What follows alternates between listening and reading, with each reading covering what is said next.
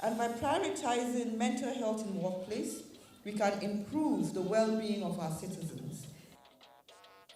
Nigeria marks World Mental Health Day with launch of landmark policy document.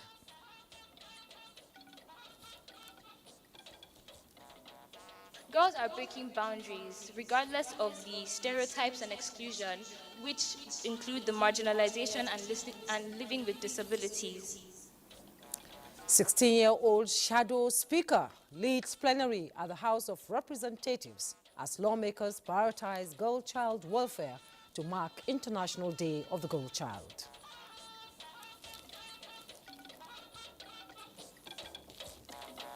Also tonight, appeal court rejects Fubara's bid to remove defecting lawmakers as firms assemblies autonomy. It's nice to have you join us on NTA Network News tonight. I am Jummai, Yusuf. Benny Adams is on business news. And Benny, we hear there's a breaking news on global trade. So what are the figures saying? Well, it is a 2.7 growth from a 2.6 growth last year, and the target is before the end of the year we're going to have a 3.0% growth in global world merchandise. I believe we'll get the full package in the course of the bulletin. And Ayodeji Makinde is standing by. Let's have a tidbit of happenings in the world of sports. Ayo. Well, mainly it's about the Super Eagles of Nigeria who are ready to fly. Well, on a Friday night over the Mediterranean Nights of Libya. Well, we'll get all that when Sports Update comes up. And we begin tonight with the judiciary as the Court of Appeal has dismissed an appeal brought before it by Rivers State Governor Siminalayi Fubara, seeking to remove 27 members of the State House of Assembly on account of their defection from the People's Democratic Party, PDP, to the All Progressives Congress, APC. Justice Joseph Olubunmi Kayode Oyewale, who delivered the lead judgment, held that the governor, having withdrawn from the case, cannot claim to be aggrieved with the judgment of the Federal High Court. The court maintained that Governor Fubara has no basis to file the appeal, having withdrawn his opposition to the case of pro-Wike lawmakers at the Federal High Court.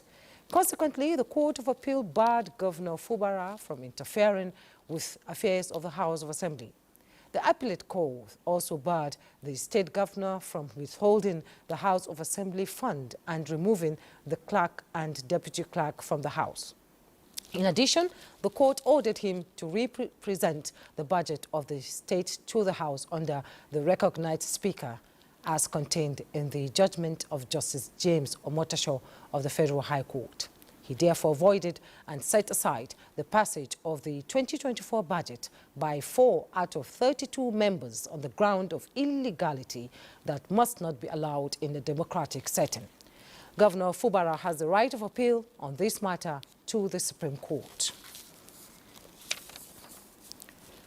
To other matters now, a reversed policy document known as the Mental Health Gap Action Program version 3.0 has been launched by the federal government to address gaps in Nigeria's mental health treatment while strengthening human resources development for mental health service delivery. Coordinating Minister for Health and Social Welfare, Professor Mohammed Alipati, in a message at an event to commemorate the 2024 World Mental Health Day, also inaugurated a national task force on discriminalization on the attempt of suicide. Olusegun Adegbo has details. October 10 every year, the global community marks World Mental Health Day, and the essence is to raise awareness on mental health issues. In World Health Organization WHO's 2022 report on mental health statistics, 1 in every 8 people globally lives with mental disorder, as suicide remains a huge public issue among the leading causes of death between ages 15 and 29. Society, and to the glory of God and mankind, we launch this intervention guide. The 2024 World Mental Health Day is themed Healthy Minds at Work, prioritizing mental health in the workplace and leadership of Nigeria health sector, including partners, are speaking on existing national programs and actions to promote mental health. And by prioritizing mental health in workplace, we can improve the well-being of our citizens and the performance of our economy. We all tend to concentrate on productivity. In Abuja, Olusheye Adiagbo, NTA News. And as we navigate the demands of modern life, the workplace has emerged as a critical frontier in the battle for mental well-being, with rising stress levels, burnout, and mental health concerns impacting productivity and overall quality of life. Mental experts say it is time to redefine priorities. Now, these issues became even more germane as we commemorate the 2024 World Mental Health Day. And I want to bring in Dr. Muftawu Mohammed, is a consultant psychiatrist at the University of Abuja Teaching Hospital, Gwagwalada, Abuja. And Dr. Mohammed is also the founder and CEO, Safe Brain Organization. He's here tonight to shed more light on the imperative of prioritizing mental health in the workplace. So, Dr. Mutau, let's get your impression on the action plan by the federal government on improving mental health, briefly, before we go to other questions. Well, the action plan is really something that's critical. We do know that mental health conditions are common. The World Health Organization estimates that 1 in every 4 people is at risk of developing a mental health condition in their lifetime. And unfortunately, over 80% of those who need mental health care are not having access to evidence-based medications or psychosocial interventions. So the launching of this landmark document, the Mental Health Gap Action Program Intervention Guide, the 3rd version, is really critical. This will really help in integrating mental health care into primary care to ensure citizens in Nigeria have access to evidence-based, high-quality care. Okay, now let's talk about issues like creating supporting environment, tackling, stigma and promoting holistic well-being, which are necessary elements towards fostering a healthier mental health in Nigeria. Because when you go to the psychiatric hospital, people think you're mad. Yeah, really, one of the major drivers of the huge treatment gap, where 80% of those who need mental health care are not having access, is stigma. This really prevents people from accessing care, and interventions to address mental health care should necessarily involve high-quality anti-stigma interventions to really raise awareness about mental health conditions, but also to motivate people to really reduce the stigma associated with mental health conditions to improve access to care. So in your opinion, what is the most significant barriers to addressing mental health in Nigerian workplace, and how can this organization overcome these challenges to create a supportive environment for employees and employers at the same time? Yeah, again, the theme for this year's World Mental Health Day is it's time to prioritize mental health in the workplace. Yeah, as I said earlier, stigma is a major recurring barrier in most of the factors associated with poor treatment access. So addressing stigma is one, but also importantly, organizations, employers and their representatives, and other critical stakeholders must come together to devise strategies to address stigma, but also to develop training programs for managers, for example, to learn about mental health, to be able to support their teams. This will really help in ensuring people have access to care, but also have the conducive environment to improve their mental health and prevent mental disorders. Okay, now let's talk about your advocacy work in mental health with the Safe Brain Organization and how it relates to prioritizing the needs of marginalized groups such as women, children, and maybe internally displaced persons where possible, because you just don't know who is having mental issues these days. Yes, so the Safe Brain Organization is a non-profit organization we founded, which I am leading the team. I'm the CEO of that organization. It's actually dedicated to supporting the mental health and well-being of vulnerable populations, women, children, and young people. through advocacy, evidence-based policies, and developing culturally appropriate interventions to address the huge treatment gap for mental, neurological, and substance use disorders in the country and beyond. Well, we hope that, there will be more towards, advocacy for mental health in Nigeria, because like they say, when you're driving, everybody is a madman on the road. You should be careful. Dr. Muftawa Mohammed, consultant psychiatrist, University of Abuja Teaching Hospital, Gogolada, Abuja. Thank you so much for joining us on Network News tonight. Thank you very much. Thank you. Now, the Senate is making a push to ensure fairness in the conduct of local government council elections as legislators describe what is currently obtainable in states as a mockery of the rule of law. The Senate is therefore proposing a national dialogue involving stakeholders from across the states of the Federation to correct prevalent anomalies where outcomes do not reflect the will of the electorate. National Assembly correspondent Lami Ali reports. I don't know what those people that fought to bring about democracy in this country are feeling, the way they are feeling now. He raised the issue of the independence of the state judiciary. Because if they were alive to their responsibilities and they are able to void an election conducted, the results were out many days before, then there will be no problem. In as much that there's no punitive measure, they will continue to impose the chairman and they will still get a way around it to be able to siphon the money. The bipartisan outpour of disappointment in the Red Chamber was precipitated by a motion from the minority leader and other senators from Benue State who allege abuse of election process in the recent council's poll. While the electors excitedly trooped out in their numbers to exercise their franchise, waited for hours in vain, as neither electoral materials nor electoral officers showed up. Collectively, we shall find a way towards resolving this heinous political crime that is being committed at the subnational levels. The truth is, this is going to be a serious and difficult issue to resolve. National Assembly alone, Mr. President and distinguished colleagues, cannot resolve this. INEC be empowered to conduct this election is because there should be expectation. It will be far, far better off than what we are witnessing. We're in charge of the laws, and we know what the problem is.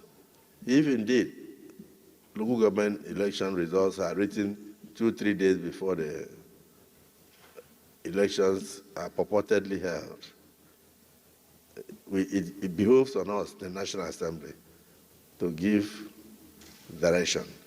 As a corrective step, Senate adopted a resolution urging federal government to deny allocations to local governments when it is established that chairmen there were not elected but selected. Plenary featured the passing at second reading bills to establish health and tertiary institutions in Adamawa, Anambra, and Imo states. The National Eye Center, Jimeta, when established, will help prevent and treat eye disease. This bill seeks to provide for a conversion of Mwafo Orizu College of Education into Federal University of Education. Senate has passed the Federal Medical Centers Amendment Bill seeking the establishment of such centers in Edo, Oyo, and Imo states, which was forwarded from the House for concurrence. It's informed by the need to bridge the existing gap between primary, secondary healthcare and tertiary healthcare delivery in Nigeria. Senate has confirmed the appointment of Professor Abdullahi Saleh as Chairman, National Hajj Commission, and Dr. Badamasi Lawal as National Coordinator and Chief Executive Officer of the National Social Investment Program Agency from the National Assembly. Lami Ali, NTA News. And today at the House of Representatives, 16-year-old Isabel Anani, a female student, presided as shadow speaker over a special plenary session to commemorate the International Day of the Girl Child, which is observed every October 11. National Assembly correspondent Mitere Ikwen reports that lawmakers passed resolutions to promote the welfare of the girl child and curb the menace of out-of-school children in Nigeria. I advocate for you. Speaker Tajuddin Abbas vacates his seat to allow Ms. Isabel Anani act as shadow speaker. an initiative to honor the girl child. It's the first time a non-member will take charge of plenary, and the pro tem speaker did not disappoint. I want a future where the healthcare system for girls isn't discriminated against due to sociocultural factors that so wrongfully exist. Girls are breaking boundaries, regardless of the stereotypes and exclusion. Ensure the swift passage of bills that seek to protect women and girls. Those in favor of the motion say aye. Those against say nay. The ayes have it. Isabel was chosen for this prestigious role after emerging first among candidates across Nigeria as part of our effort to empower young leaders. Adopting other motions, lawmakers advocate better welfare for teachers and the expansion of the nation's tax base. Urge the federal government to consider alternative revenue generation strategies such as widening the tax to capture more high-income earners. Urge the federal government of Nigeria, the state government, and other stakeholders in the education sector to address without delay the plight of teachers in Nigeria. The House sought relief for flood victims as well as preventive measures. Urge the Federal Ministry of Water Resources and Sanitation to reassess, fortify, and reconstruct the Alo Dam to forestall any future occurrence of floods. To mandate the Federal Ministry of Housing, Rural Development and Urban Development to ensure the rehabilitation in collapsed houses and roads in Iko local government and the South local government. Meanwhile, the House Committee on Disability has been given a 4-week deadline to investigate public building plans without adequate access for persons with disability and make recommendations for further legislative action. From the National Assembly, Mitaire Ikben, NTA News. Meanwhile, the Executive Secretary of the Universal Basic Education Commission, Dr. Hamid Boboyi, is pledging to pursue commitments in line with the goals of the Basic Education Program and ensuring that children with special needs are not left behind. He stated this at a 3-day training program for 1,878 selected teachers across Nigeria's 6 geopolitical zones.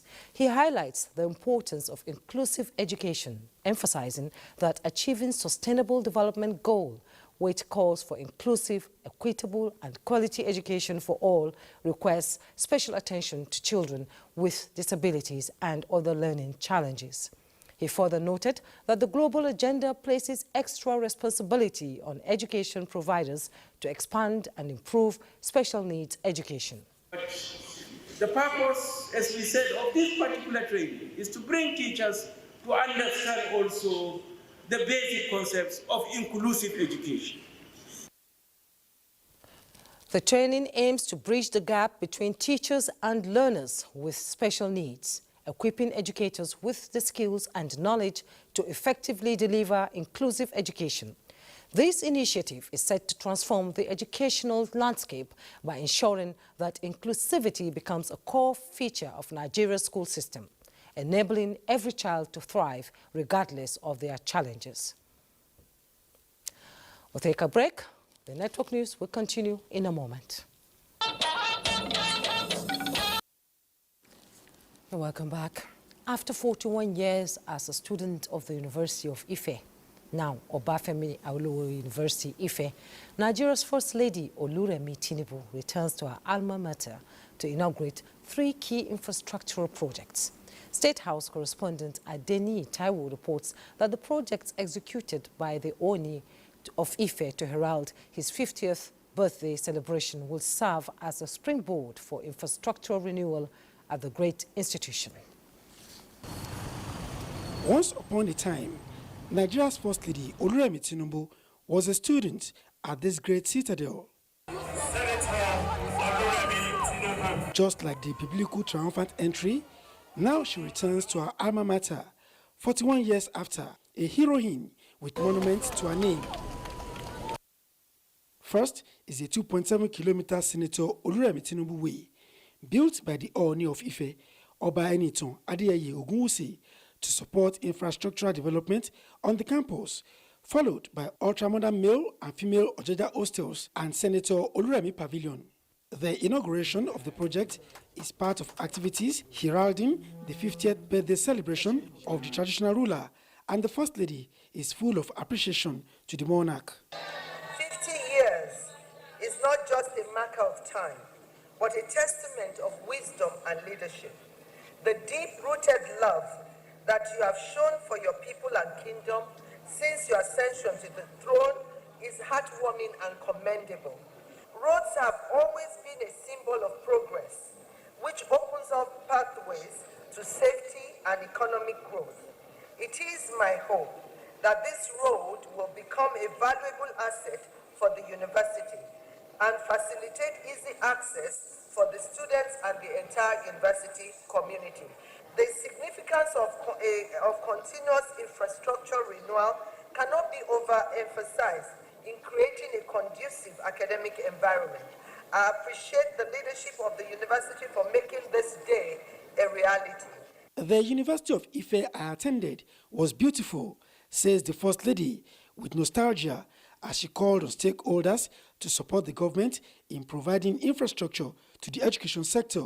It's not to renovate buildings, but just for the general ambience of the horticultural landscape. Because what we see, our one KPSC will supervise it, will sit on it, but will make 1 billion available through the Renewed Hope initiative. The Ooni of Ife, Oba Ogunwusi, was not sparing in his appreciation of the First Lady for her accomplishment in human capital development and as a dependable pillar of support to the president. Thank you as a mother, thank you as a wife, thank you as a teacher, and thank you as a mother to all of us, our dear country, Nigeria. Our role plays womanhood as the center of governance and propelled the frontline recognition granted to wives of governors since then. We are really proud of you. And we are always very happy to be appreciated with your numerous accomplishments, including this one. The First Lady was earlier at the Arole Odua Palace of the Ooni, where she reaffirmed the resolve of President Bola Tinubu not to disappoint Nigerians in their desire for sustainable development. From Ile-Ife, Adeni Itaiwo, NTA News. In commemoration of World Sight Day 2024, the National Eye Center Kaduna has put together a public lecture and quiz competition to increase the tempo of sensitization against visual impairment at all levels. Correspondent Haruna Mohammed reports that the event featured secondary school students, military personnel, traditional rulers, the media and other stakeholders. Like the saying, the eye is the window to the brain. The National Eye Center Kaduna is leading the campaign in the West African sub-region on the burden of blindness in the world and policies focused on raising awareness on epidemiology of blindness, major causes, prevention, challenges, and recommendations. This year's celebration with the theme Children Love Your Eye, the Chief Medical Director represented says 80% of visual impairment can be prevented while narrating the causes and the 5 levels of prevention in healthcare. A lot of children that are indoors, engage with laptops or phones or tablets, has some disadvantage. It's shortening their sight. So there's need for families, parents to allow their children to have some outdoor, exposure for some hours is important. Officers that will lead men of the armed forces of Nigeria into battle. Without good eyesight, they won't be able to accomplish tasks given to them by their commanders. And it goes even beyond defending themselves. Commanders may not be able to take the right decision. As part of the event, a quiz competition and drama depicting the importance of eye care featured. The saying, having a sight without vision is worse than being blind. And this is a clarion call to all and sundry towards reverting avoidable blindness. In Kaduna, I am Haruna Mohammed, NTA News. And now to some financial news. As we hear, bank customers in Nigeria may have to tolerate more service disruption in the coming weeks as the sector undergoes a series of system upgrades. Let's hear it from Mupla Dr. As electronic banking becomes increasingly essential in Nigeria, many customers are currently facing frustration due to system failures and restricted access to basic banking services like transfers and payments. The disruptions have caused inconvenience, especially for individuals and businesses that rely heavily on digital transactions. While banks have promised improved services following the ongoing upgrades, the delays have raised concerns among customers. I believe if they can as well come up with something tangible, minimize their time and see how they can work on the network, at least let there be an outreach for people to access money, to get money from other ATM cards if they are trying to work on their own machines and all of that. Financial analysts suggest that the system changes are aimed at enhancing the digital infrastructure, reducing operational costs, and addressing the high expenses linked to using foreign banking software. Despite the potential long-term benefits, the public remains anxious about how long these disruptions will last and whether they will come with hidden charges. In Abuja, Muplang Dakok, NTA News. Now, from inadequate infrastructure to insufficient testing, it does appear that several factors contribute to the disruption being experienced by customers arising from the system upgrades being undertaken by the banks. Now, let's discuss the imperative for banks to prioritize customer convenience and reliability even in their digital services with a regular Professor Uche Uwaleke, financial economist and director, Institute of Capital Market Studies, Nasarawa State University. You're welcome to Network News. Thanks so much, Jummai. Prof, let's talk about how the system upgrades impact financial inclusion efforts in Nigeria. Yeah, first let me say the upgrades are necessary. Necessary in the sense that when you are dealing with infrastructure, of course, from time to time, you need to maintain it, you need to upgrade it. So I think that's what is happening in the, in the banking sector. The banking sector, of course, uses a lot of infrastructure, particularly now that, we're beginning to see an uptake in electronic transactions. Of course, you should also expect that banks would, try to rise to the occasion by ensuring that the infrastructure they have is such that meets, customers' expectations. So I think that's what is going on at the moment. The upgrade is necessary, so the customers need to understand that that's in their interest that banks are, upgrading. In recent times, we've seen temporary disruptions in the services provided by banks like Sterling Bank, GT, and Zenith Bank, all aimed at improving service delivery and, of course, ensuring that customers' experience is, is improved. So I think it's something that is called for, and that is what the bank customers should get accustomed to. Okay, you talked about the long-term gains. Now let's talk about the long-term implication of these glitches on customers. Yes, that's also why I think that the central bank has a huge role to play, in all of this, and one of which is maybe coming up with kind of guideline that will also, if you like, regulate the timing of the upgrading. Okay, first of all, the customers themselves need to get adequate notice, because we hear some customers saying they were caught unawares. So there's need to give adequate notice before such upgrades are implemented. And of course, the central bank too should ensure that the cost of implementing such upgrades ultimately are not borne by the customers.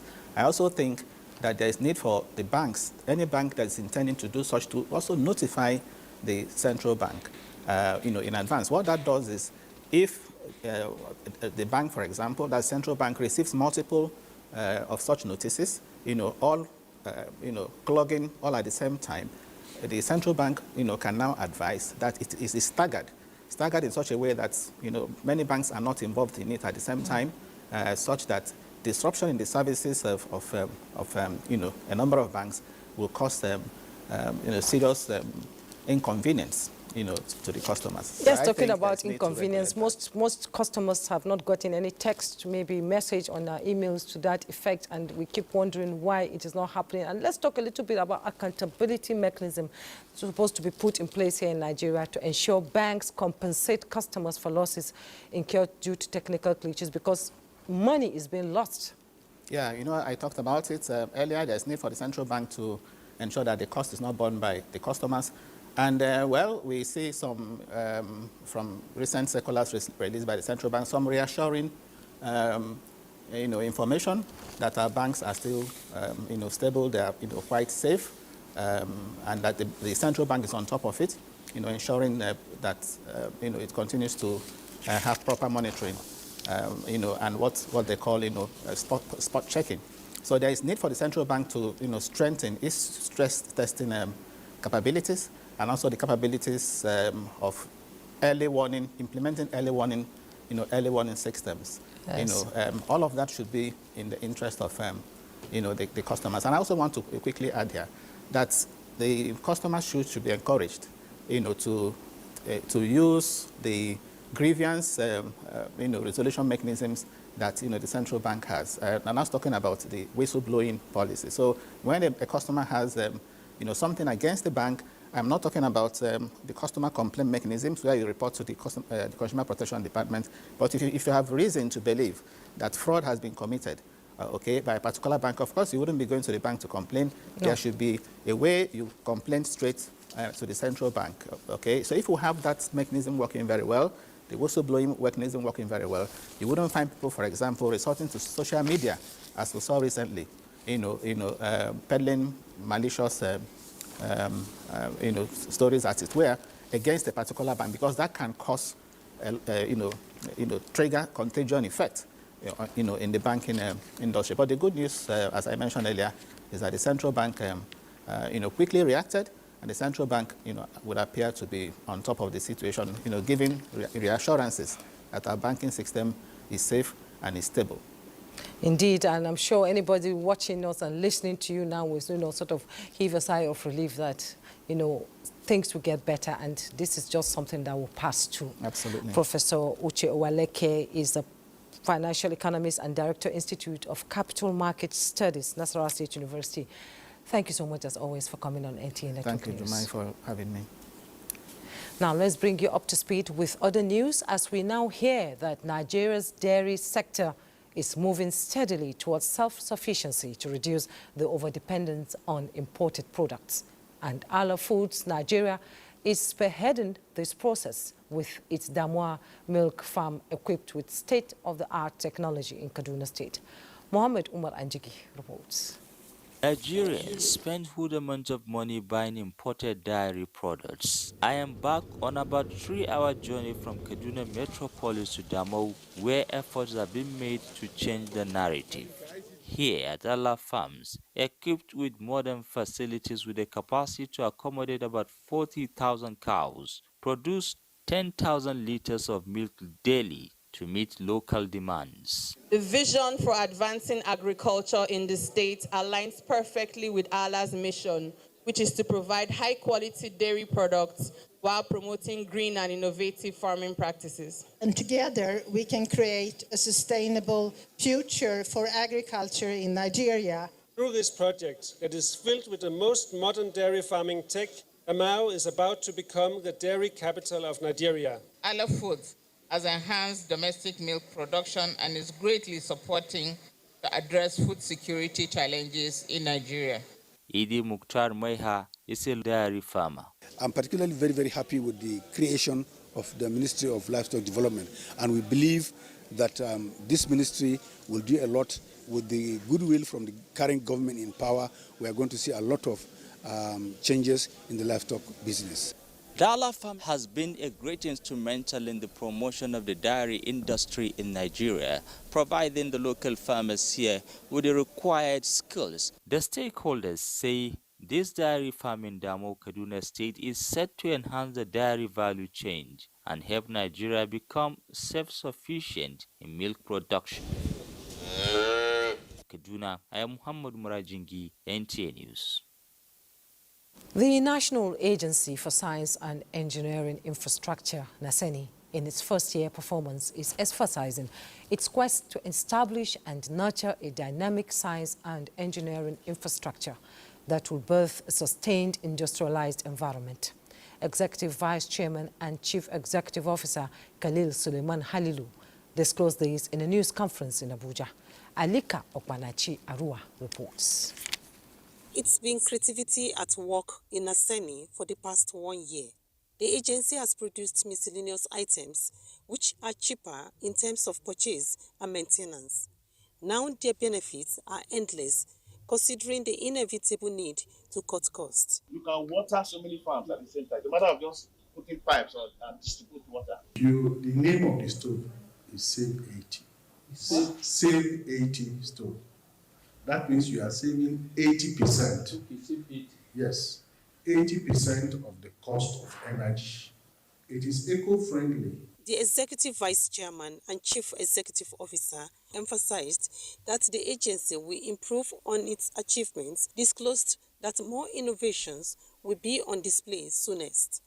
Consequently, he is not unaware of the results of collaborating with other agencies. Everything that we're doing, there's a local element to it, and also there is that knowledge transfer, to our people. Otherwise, the products wouldn't even be there, to begin with. He emphasized that Nigeria is gravitating towards becoming a technological hub in Africa. In Abuja, Alika Okpanachi, Arua, NTA News. We'll take another break, but when we return, we bring you the TUC as it takes position on petroleum price increase in Nigeria. We'll be right back. Thanks for joining us. President Bola Tinubu has congratulated the Managing Director and Chief Executive Officer of the Nigerian Export Processing Zone Authority, Dr. Olufemi Ogunyemi, on his election to the board of World Free Zone Organization. The president knows that Ogunyemi's election is a testament to the success of ongoing reforms in repositioning the economy, making it globally competitive and attracting foreign direct investment.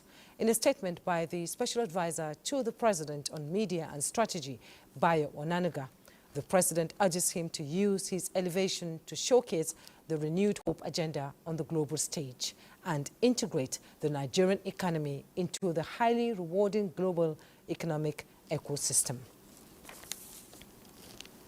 And in the meantime, the Trade Union Congress of Nigeria, TUC, wants the government to allow petroleum marketers to source for petroleum from other places until local refineries' capacity can meet the country's demand.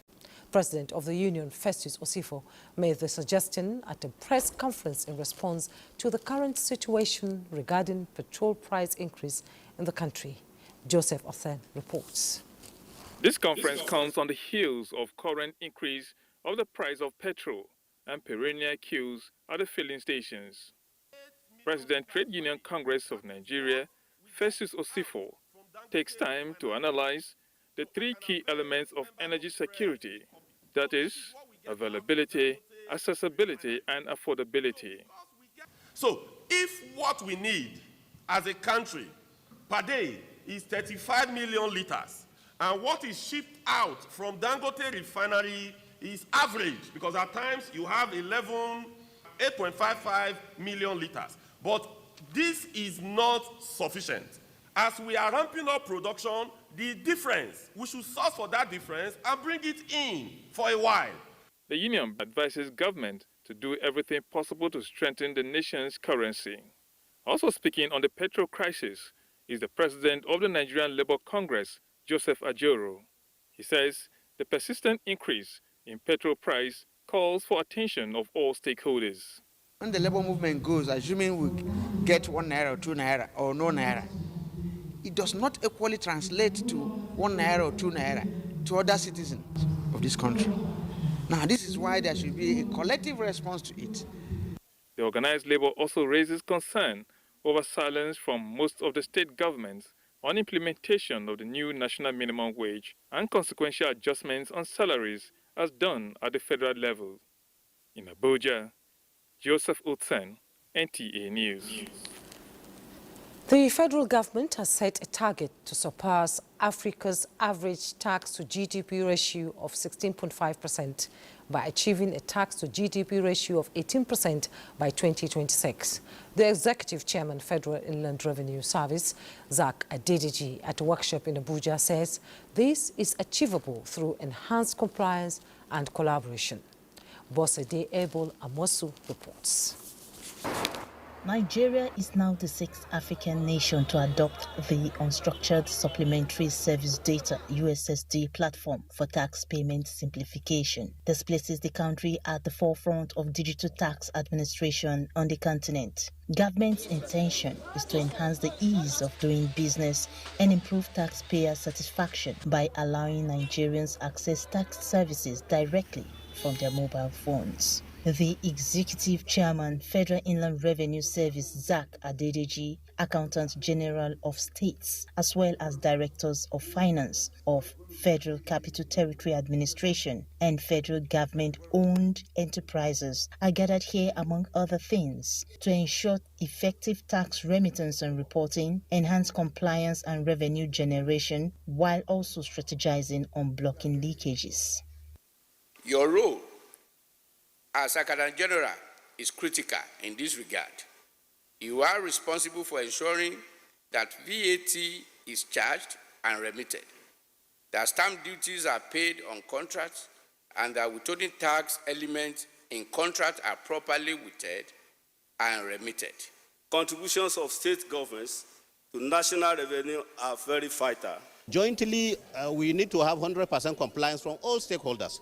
So it will help to galvanize the economy and also make the small and enterprise to come up in business. Expectations are quite high on anticipated outcome as regards the digital innovations being utilized. It is the hope that they will enable compliance and accessible for all citizens, regardless of location, and engendered public commitment from taxpayers as partners in nation building. In Abuja, Bosede Abel Amosu, NTA News. For more on business, let's bring in Benny Adams. Hello, Benny. Thank you, Jummai. It's now breaking in the world of business that global goods trade is on track for gradual recovery with a projected 2.7% increase in 2024, up from 2.6% previously estimated. This growth is expected to continue into 2025 with a 3.0% increase in the volume of world merchandise trade. This is contained in the latest World Trade Organization's report on global trade for the month of October. The report indicates that risks such as rising geopolitical tensions and economic policy uncertainty could impact this forecast, just as Africa's export growth is expected to be in line with the global trend, despite being revised downwards from the April forecast. This revision is largely due to changes in Africa's trade statistics and Europe's weakening import, as Europe is Africa's main trade partner. Meanwhile, Asia is expected to grow faster than any other region, with a 7.4% increase in export volumes in 2024.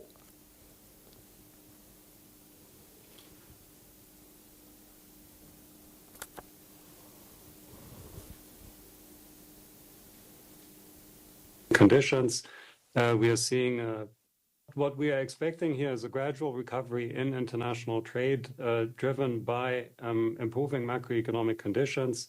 We are seeing a normalization of inflation rates. We are seeing a more normal monetary policy also, and that of course then affects demand and also international trade. So that's the big picture that I would paint for you here. General Ngozi Okonjo-Iweala emphasized the importance of collective efforts to ensure global economic stability and sustained growth, particularly in the face of regional conflicts and humanitarian concerns. Now, the Permanent Secretary, Federal Minister of Industry, Trade and Investment, Ambassador Abanura Remi, says the ministry is committed to delivering quality service in line with objectives of the renewed Hope Agenda and principles of the Federal Civil Service. This was at the official takeoff of the performance management systems in Abuja.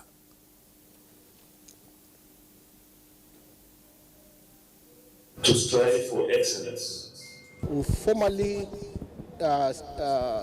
signal the cascading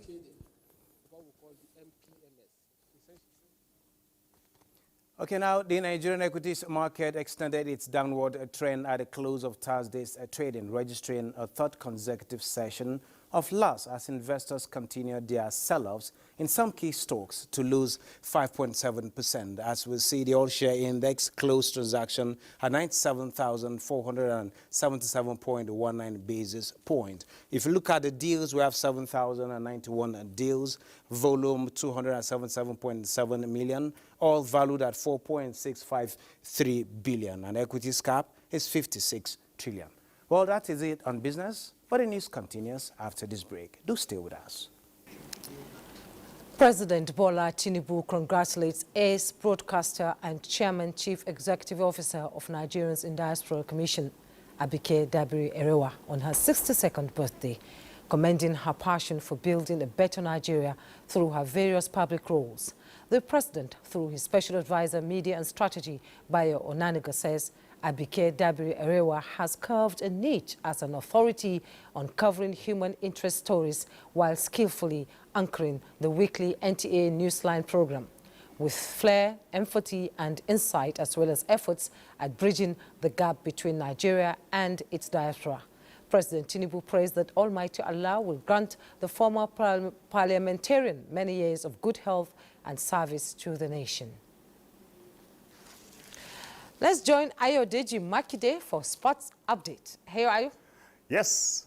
Let's begin by telling you that some newly appointed chairman of the House of Representatives Committee on Sports, Kabiru Amadu, is prepared to give adequate legislative backing as foundations to solve lingering issues in the sector. The lawmaker at the committee meeting highlighted the roles sports has to play in Nigeria's economy and tackling unemployment as they assured of engaging Nigeria Football Federation to ensure success of all national teams. Will thoroughly and painstakingly.